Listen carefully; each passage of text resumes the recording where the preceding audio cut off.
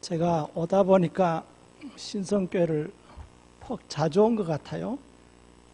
그래서 제 걱정이 뭔가 하면 길에서 혹시 저를 만나시면 저 양반이 모르는 척하고 지나간다고 섭섭하게 생각하지 마시고 먼저 인사하시면서 신성교회 교인입니다 이렇게 말씀하시면 제가 잘 답례하겠습니다. 제가 이사를 경기도 용인시로 갔습니다. 매주일 본교에 나오긴 하지만은 그래서 이사를 딱 하고 이제 올라가는데 아이쿠 목사님 그래요. 그래서 깜짝 놀라게 쳐다봤더니 누군지 잘 모르겠어. 근데 저희가 1호집이고 그 집이 2호집인데 목사님 제가 성문교회 아무개 권사입니다 그래요. 깜짝 놀래가지고 웬일이냐 그랬더니 남편 되는 분이 소천하시고 아들네 집에 와서 사시는 거예요.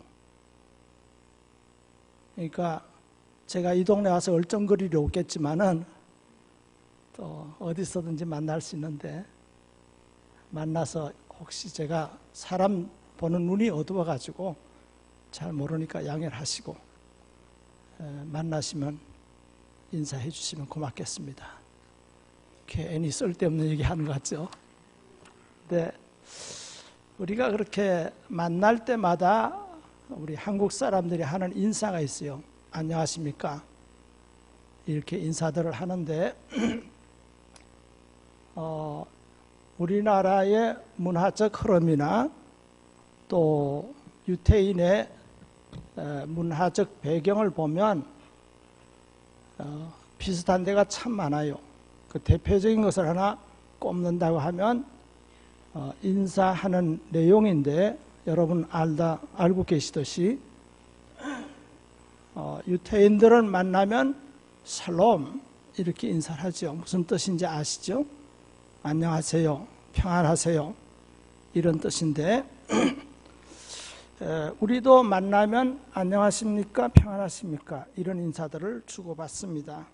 이것은 우리 민족이나 유대 민족이나 두 민족이 같은 그 알령하지 못한 민족적 배경을 가지고 있었다는 사실을 말해주는 것입니다. 우리는 한 번도 우리 힘으로 평안을 유지할 수 없었던 역사를 살아왔고 지금도 그렇습니다. 주변 강대국의 눈치 보느라고 지금 우리가 안절부절하고 있는 것도 다 그런 지형적인 불안정한 상황이죠. 그래서 우리는 알게 모르게 평안을 그렇게 갈망하고 있는데 그럼에도 불구하고 우리는 평안할 수 없었기 때문에 만날 때마다 이런 인사를 주고받습니다. 안녕하십니까? 평안하십니까? 그런데 오늘 본문을 통해서 도전을 받는 것은 당신은 과연 평안하냐 하는 질문을 했을 때 그렇다고 자신 있게 말할 수 있는 사람이 사실은 그렇게 많지 않다는 것입니다. 아마 모르긴 해도 제가 여러분에게 그런 질문을 던지더라도 자신 있게 말할 수 있는 사람이 그리 많지 않을 것입니다. 그런데 오늘 본문에서는 실제로 평안을 항상 누리며 늘 기쁨으로 충만했던 한 믿음의 선배의 고백을 들어볼 수 있습니다. 신약 성경 가운데 에베소, 빌립보, 골로새, 빌레몬서를 바울의 옥중서신이라고 하는데 그 이유는 바울이 로마 감옥 중에 있을 때에 죄수의 몸으로 갇혀 있으면서 밖에 있는 성도들에게 써보낸 편지라 해서 옥중서신이라 이렇게 말을 합니다. 그런데 놀라운 것은 그 편지의 내용이나 성격을 보면 옥중에서 기록했다는 그런 분위기가 전혀 없다는 것입니다. 오히려 기쁨과 감사와 위로가 충만한 그런 글들로 기록되어 있습니다. 왜 그럴까요? 이유는 딱 한 가지입니다. 사도 바울의 심정은 늘 평안했다는 사실입니다. 그래서 자기 안에 있는 이 평안을 자기가 알고는 모든 성도가 누리면서 살기를 바라는 마음에서 오늘 본문에서 이렇게 말씀을 하고 있는 것입니다.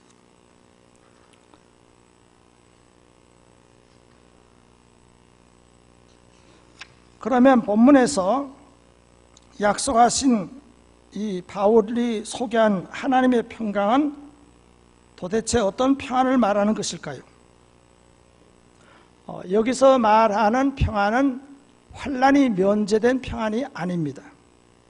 오히려 우리를 둘러싸고 있는 세상은 여전히 우리에게 염려거리와 걱정과 불안과 또 삶에 쉼없이 불어닥치는 폭풍우 속에서 우리가 살아가고 있습니다. 그리고 성경에서는 한 번도 내가 예수 믿는다고 해서 환난을 면제해 주겠다고 하시거나 또 그런 것을 내게서 멀어지게 함으로 평안하게 살게 해 주겠다는 약속을 한 바는 없습니다.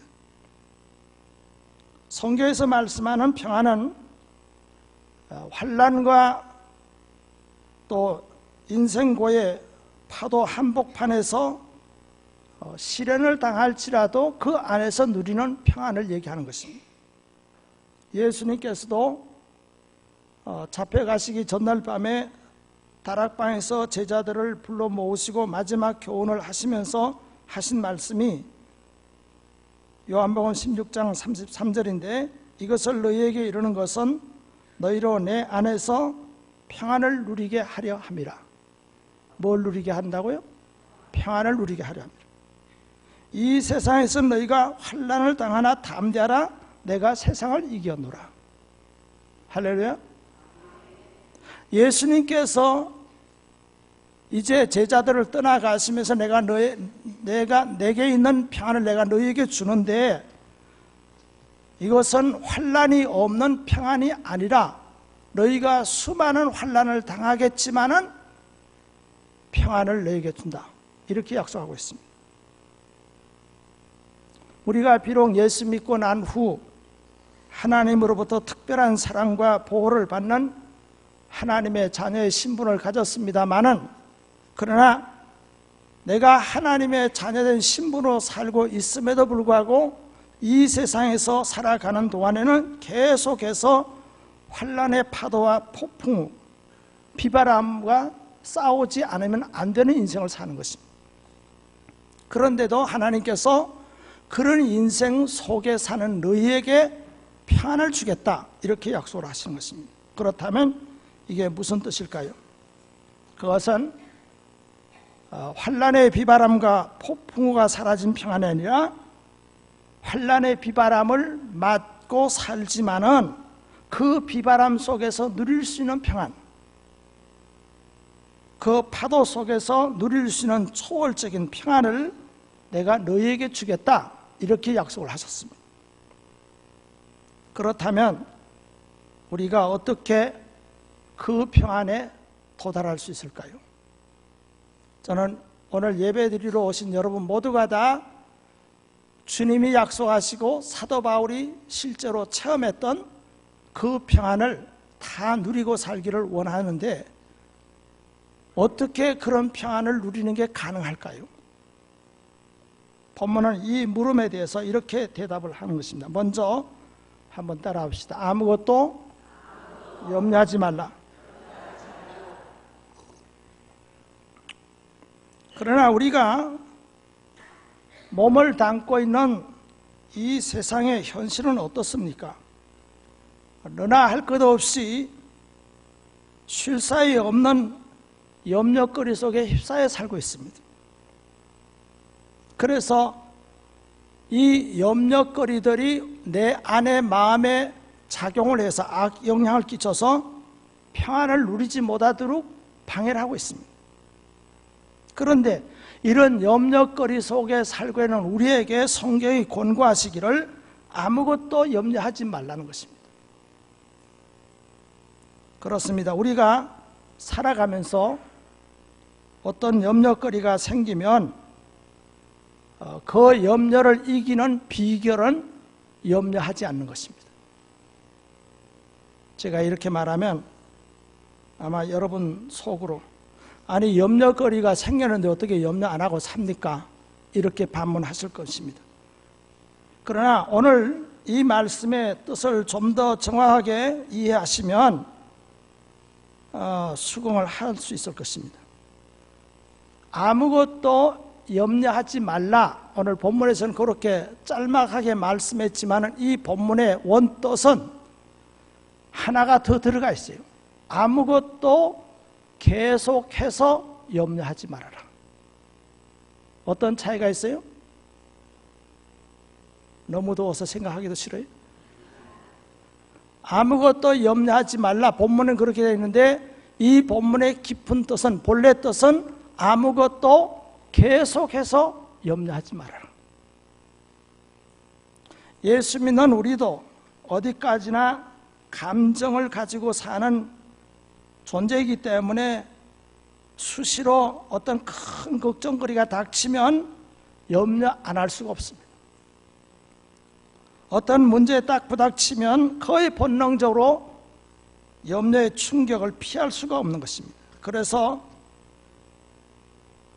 여기서 강조하고 있는 것은 염려하지 말라가 아니라 아무것도 계속해서 염려하지 말아라. 만약 어떤 문제에 관해서 염려하는 것을 중단하지 아니하고 염려거리가 딱 생기면 처음에는 충격을 받아서 염려가 되죠. 걱정이 되죠. 그러나 걱정하고 염려하다가 그거를 중단해야 되는데 그걸 중단하지 아니하고 계속 염려거리에 매달려 있으면 그 사람은 그만 염려의 포로가 되는 것입니다. 그리고 염려의 포로가 되어 계속 염려하기만 하고 있다면 그 처신은 따지고 보면 하나님에 대한 불신이 되는 것입니다. 왜냐하면 우리에게 어떤 염려거리가 생겼을 때에 내가 계속 염려하고 있다면 그 염려거리를 능히 해결하실 수 있는 하나님을 믿지 못하는 불신의 태도다 이것입니다. 여러분, 엄밀하게 말해서 염려 그 자체는 죄가 아닙니다. 그러나 계속해서 염려하는 것은 죄입니다. 왜냐하면 하나님에 대한 불신적인 태도이기 때문에 그렇습니다. 그러니 염려거리를 가지고 지금까지 곤백 번도 더 염려하고 걱정하고 있는 것들이 있었다면 이제는 일단 멈추시기 바랍니다. 물론 어떤 문제가 딱 터졌을 때에야 염려도 할 수 있고 걱정도 할 수 있을 겁니다.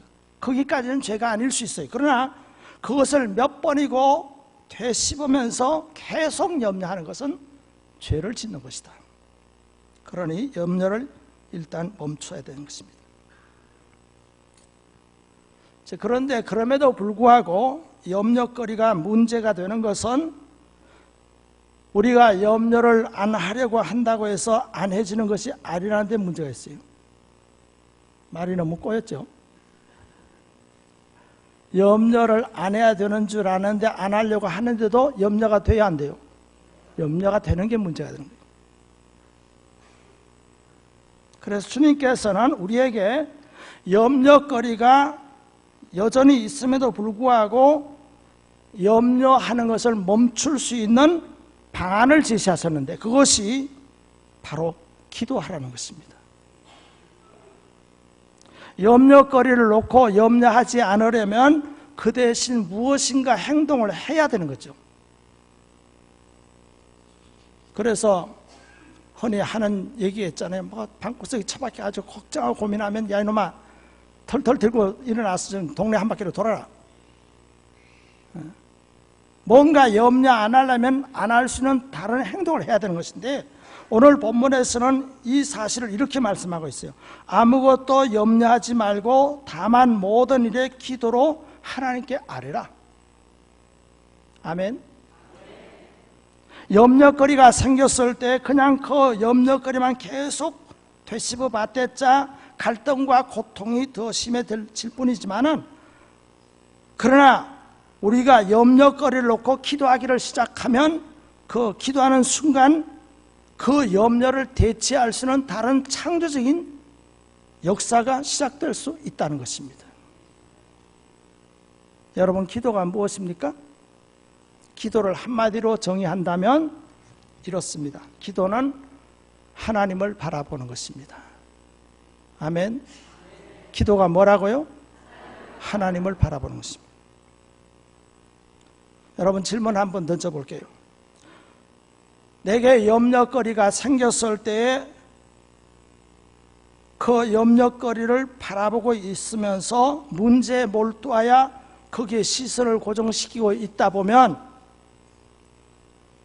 지금 그 사람은 뭐에 온통 마음이 뺏겨 있는 것입니까?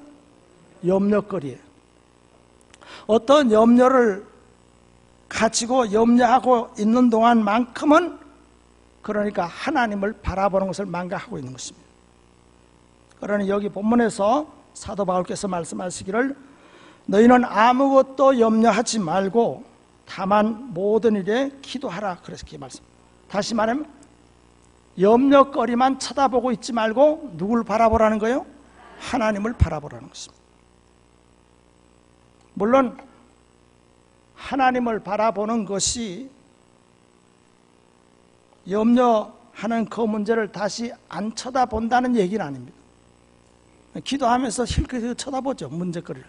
염려거리를 쳐다보긴 쳐다봐요. 그러나 여전히 염려되는 문제를 쳐다보기는 하지만은 기도를 통해서 하나님을 보기 시작한 사람은 기도를 하면서 그 염려하는 문제에 대한 새로운 시각이 눈이 떠여지기 시작하는 것입니다.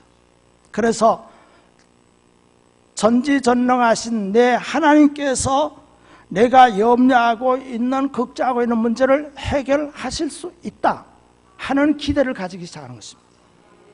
따라서 기도를 통해서 하나님을 쳐다본 사람마다 염려하고 갈등하고 있는 문제를 끌어안고서 주님을 향해서 뛰기 시작하는 것입니다. 여러분, 사실이 그렇잖아요. 아이에게 자기 스스로 해결할 수 없는 엄청난 문제가 딱 닥쳤을 때 아이는 그것 때문에 고민하고 걱정하죠. 그러다가 부모를 생각하니까 우리 부모는 이거 능히 할 수 있지 생각이 들면 그 아이의 그 다음 행동은 뭔가요? 그렇게 눈치가 없어요?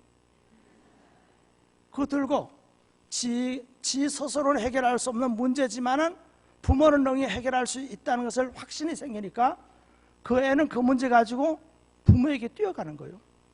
마찬가지로 기도를 통해서 하나님을 바라본 사람은 그 염려거리를 끌어안고 혼자 괴로워하지 않습니다.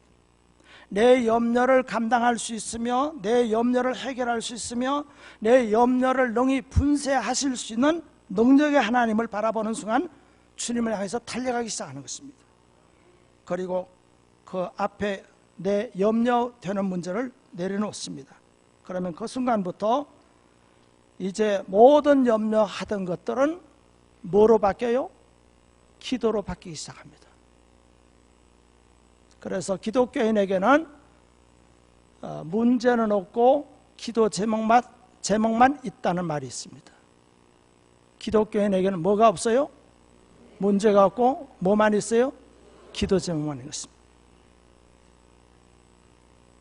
사랑하는 성도 여러분, 걱정 염려하는 것 그것만 쳐다보면서 되씹으면서 걱정 염려하지 마시고 그걸 가지고 하나님께 와서 기도하는 여러분 되시기 바랍니다. 근데 본문에서는 이 사실을 한 걸음 더 들어가라고 하세요. 너에게 염려거리가 생겼다면 기도만 할 게 아니라 간구로 구하라 그랬습니다. 그렇다면 여러분, 간구가 무언가요? 간절히 기도하는 거죠. 그럼 어떻게 하는 기도가 간절히 기도하는 것입니까? 목소리 높여지는 것입니까? 물론 기도를 열심히 하다 보면 목소리도 커지고 악도 쓸 수 있고 몸부림도 칠 수 있어요.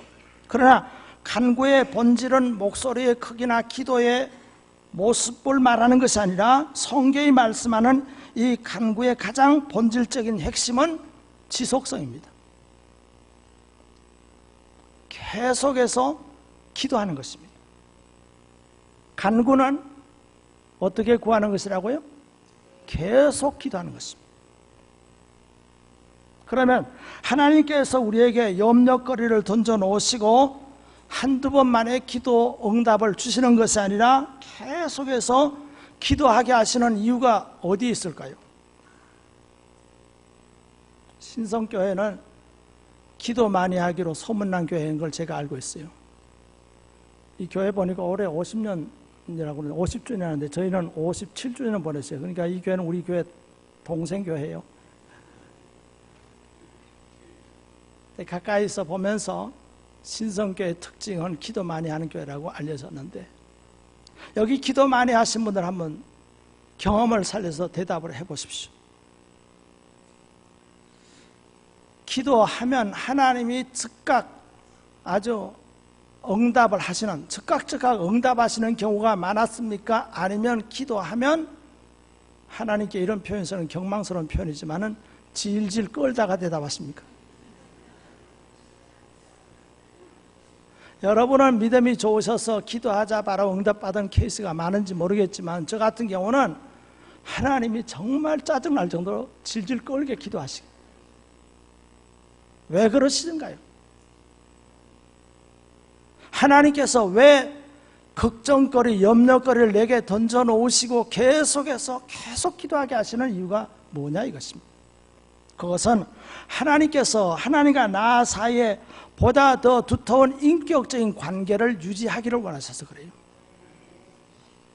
다시 말하면 하나님께서 내 앞에 어떤 염려거리를 던져놓으시고 간과하게 하실 때는 그냥 응답해 주시는 것만이 아니라 기도 응답의 이상 중요한 목적이 있는데, 기도하게 하심으로 말미암아 하나님과 나 사이에 두터운 인격적인 관계를 맺어 가시고 만들어 가시기 위해서 그렇게 하시는 거예요.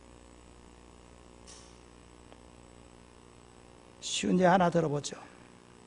여기 계신 분들 아마 거의 옛날에 경험했지 않나 싶은데요, 청춘 남녀가 연애 시절을 보낼 때 할 수만 있으면 데이트 건수를 만들죠. 그래서 총각이 오늘 꼭 물어볼 게 있으니까 만나자. 그러면 또 눈치 없는 처녀는 지금 전화로 얘기해 그래요. 그러면 또 뭐라 해요? 얘기가 너무 길어서 만나서 얘기해야 되지 전화로 안 된다 그래요. 실제로 만나서 묻고 대답하는 5분이면 끝날 얘기인데, 만나서 5분 10분 만나고 끝내는 건 없잖아요. 그죠? 아까 전화할 때 뭐 할 얘기 있다더니 뭐야 그러면 그럼 이따 얘기할게. 그리고 뒤로 미루면서 시간을 끌죠. 이거는 묻고 답하는 데 목적이 있는 것이 아니라 더 중요한 문제, 인격적인 관계를 유지하기를 원하는 거죠. 하나님께서 우리 앞에 염려거리를 갖다 놓으시고 왜 기도하게 하시느냐? 한 번으로 기도해서 응답하지 아니하시고 계속 기도를 시키시는 이유가 어디 있느냐? 그것은 바로 하나님께서 내게 닥친 그 염려로 인해서 계속 기도하게 하면서 두터운 인격적인 관계를 만들어 가시는 거예요. 여러분, 우리 기독교의 기도는 상거래가 아닙니다. 하나님께서 우리에게 염려거리, 문제거리를 던져놓으시고 나로 하여금 기도하면 응답 주시는 그런 상거래를 하자고 문제를 던져놓으시는 것이 아니라 계속해서 주님을 바라보게 하시기 위해서, 염려거리, 걱정거리 때문에 주님을 바라보게 하시기 위해서 내게 걱정, 염려를 던져놓으시는 것입니다. 여러분, 우리 인간은 다 그렇잖아요. 문제 없으면 하나님 잘 찾아봅니까?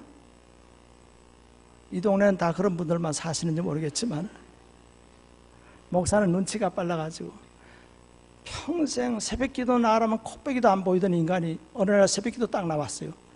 그럼 목사는 금방 눈치채죠. 아, 저 인간 지금 하나님 안 쳐다볼 수 없는 뭔 일이 생겼다. 딱 짐작이 가죠. 저나 여러분 항상 그래요. 문제의 파도와 폭풍을 만나야 피로 쌓이고 하나님 찾는 거죠. 그렇기 때문에 내게 딱 한 번만으로 기도 응답하시는 것이 아니라 어떤 문제 때문에 오히려 오래도록 기도하게 하시면서 주님께서 그래 이제 나와 함께 손잡고 얼마 동안 같이 가자, 그렇게 하시는 것입니다. 이것이 나로 하여금 간구하게 하시는 의도인 것입니다. 따라서 이걸 눈치채고 이해한 사람에게는 자연히 하나님께 기도하고 간구할 때에 감사가 나올 수밖에 없습니다. 그래서 바울이 뭐라고 그러시죠? 너희는 아무것도 염려하지 말고 기도와 간구로 너희 구할 것을 무엇으로 하나님께 아뢰라? 감사함으로 하나님께 아뢰라. 그래서 나로 하여금 어려운 문제로 간구하게 하시는 진정한 의미를 아는 사람은 염려거리까지도 감사하게 되는 것입니다. 왜? 염려거리 때문에 깨닫는 게 있으니까.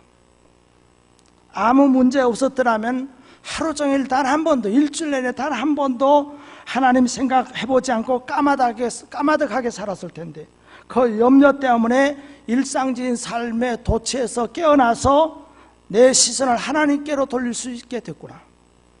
이게 없었더라면 하나님 없이 마구제비로 살았을 텐데 걱정 때문에 내가 하나님 옷자락을 만질 수 있게 됐구나. 이걸 깨닫는 사람은 그래서 어려운 문제까지도 하나님 내게 염려를 주어서 하나님을 바라보게 하심이 감사합니다. 이 기도를 하는 것입니다. 그렇습니다. 하나님은 나의 좋으신 아버지이시기 때문에 한 번에도 들어줄 수 있지만은 그럼에도 불구하고 계속 기도하게 하시는 것은 나로 하여금 엎드려 기도하는 그 모습을 보기 원하셔서 그래요. 그런데 어떤 미련한 사람은 하나님이 자꾸 만나서 교제하고 기도하면서 하나님과 시선을 맞추기를 원하는데 세상의 염려 걱정으로 초가 돼가지고 버무러졌는데도 기도하러 나올 생각 안 하고 버티는 사람이 있어요. 이것만큼 미련한 사람 없어요. 여러분, 걱정거리, 염려거리가 있습니까? 염려하지 말고 뭐 해요? 기도하는데 어떻게 기도하라고요? 계속해서 기도하는. 그러면 그것이 염려거리가 해결되고 문제가 해결된 건 아닌데 그것까지도 감사할 수 있는 믿음의 사람이 될 수 있는 것입니다. 저는 여러분이 이런 기도의 사람들이 되시기 바랍니다. 이렇게 되면 드디어 그는 어떤 상황에서 이건 평안을 누릴 수 있게 되는 것입니다. 다시 6절 7절을 보십시다. 아무것도 염려하지 말고 다만 모든 일에 기도와 간구로 너희 구할 것을 감사함으로 하나님께 아뢰라. 그리하면 어떻게 해요? 다 같이 모든 지각에 뛰어난 하나님 평강이 그리스도 예수 안에서 너희 마음과 생각을 지키시리라. 할렐루야.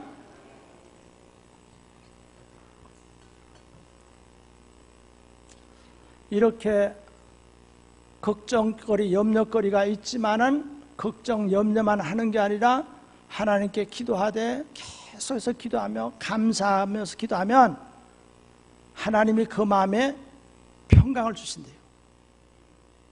그러면 이 평강은 논리적으로 경험으로 해석이 안 되는 신비로운 평안이에요. 그 평안이 내 마음과 생각을 붙잡아 주신다는 거예요. 여러분, 성경 안에 이것이 사실임을 증명하는 예들이 부지기수죠. 시간이 없으니까 예를 하나만 들게요. 다니엘이 사자굴에 던짐을 당했을 때 일입니다.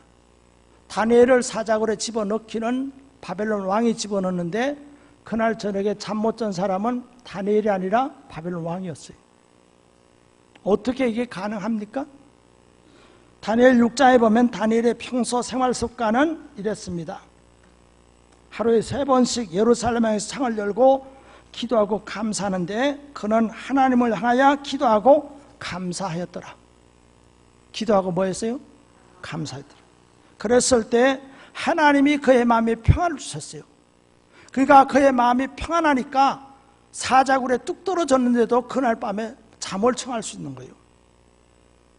지금 죽느냐 사느냐는 생명이 오락가락하는 그런 절대절명한 그런 상황에서 다니엘이 잠을 잘 수 있으며 평안할 수 있었던 것은 하나님이 그 마음에 평안을 주셨기 때문에 그래요.